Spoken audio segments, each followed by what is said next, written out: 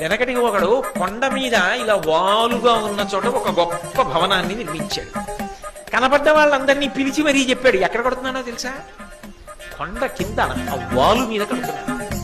అక్కడ నిలబడి చూసావనుకో సూర్యోదయం కనపడుతుంది. సాయంకాలం పెరట్లోకి వెళ్ళావనుకో సూర్యాస్తమయం కనపడుతుంది. ఉత్తర దిక్కుకు వచ్చాడు చూసావనుకో పెద్ద గాలి కుండాల పెద్ద పెద్ద చెట్లు పువ్వులు అన్నీ కనపడతాయి. దక్షిణానికి వచ్చి ఇంటి తలుపు తీసి ఇచ్చున్నాం అనుకో చల్లటి గాలి చెట్ల మించి, అది పూల చెట్ల మించి ఎంత పుష్ప పరిమళమో తెలుసా? అసలు ఆ ఇంట్లో ఉన్నవాడికి అనారోగ్యం ఏమిటయా? ఔషధీ వృక్షాల మించి వస్తుంటుంది గాలి. అటువంటి ఇల్లు కట్టాను అన్నాడు.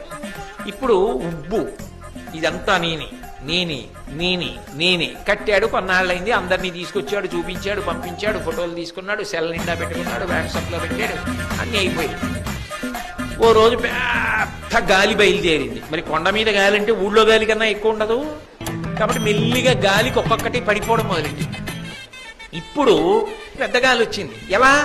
దాని మీద మమకారం ఉంది, ఇది నాదని చెప్పాను చాలా మందికి. రేపు పొద్దున ఏదే మీ ఇల్లు గాలి పడిపోయిందా, అక్కడ ఎందుకు కట్టావా బాబు? మరి ఇలా గాలి వాన రావు మన ఊళ్ళో, చూసావా ఎలా పడిపోయిందా అంట. మళ్ళీని అవమాన కారణం కదా. అప్పుడు దేవుడు గుర్తొచ్చాడు, తనది కాదట. అప్పుడు ఏం చెప్తే ఆగుతుంది ఇల్లు అంటే వాయువు కదా వస్తున్నది. అందుకని వాయుదేవుడా నీకు నమస్కారం, నాకు చాలా భక్తి, ఆపు అని బయటకు వచ్చి చూశాడు. అలాగే వస్తుంది గాలి. ఓహో ఈయన పేరు చెప్తే అప్పుడు వాళ్ళ అబ్బాయి ఇల్లు అంటే ఆపుతాడని చెప్పి, ఇది నా ఇల్లు కాదు, ఇది హనుమ ఇల్లు, రేపే బోర్డు పెడతా, హనుమత్ నిలయమో అని పెడతాను, పాడు చేసుకుంటే పాడు చేసుకో మీ అబ్బాయి ఇల్లు అన్నాడు. అయినా గాలేం ఆగల. ఓహో ఈయన హనుమంతుడి పేరు చెప్తే ఎందుకు ఆగలేదంటే హనుమంతుడికి దేని మీద ఆశ ఏమి, అందుకని కొడుక్కి ఇలాంటివి ఆశలు ఏం లేవని వదిలేస్తున్నాడు. కానీ రాముడి ఇల్లు అంటే హనుమ ఒప్పుకోడు కాబట్టి రాముడి ఇల్లు ఎలా పడగొడతానా అని తండ్రిని అడుగుతాడు. అందుకని ఇది శ్రీరామ నిలయం అన్నాడు. ఏం ఊరుకోలేదు గాలి, బ్రహ్మాండమైన గాలి వచ్చి పెళ్ళమని అన్ని పడిపోతున్నాయి. బయటికి పోయి నిచ్చిన ఇది రాముడిది కాదు, హనుమంతుడిది కాదు, దెయ్యం గొప్ప అని వెళ్ళిపోయాడు.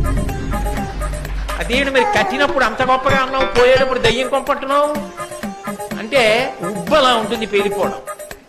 కాబట్టి ఉబ్బొద్దు దేనికి.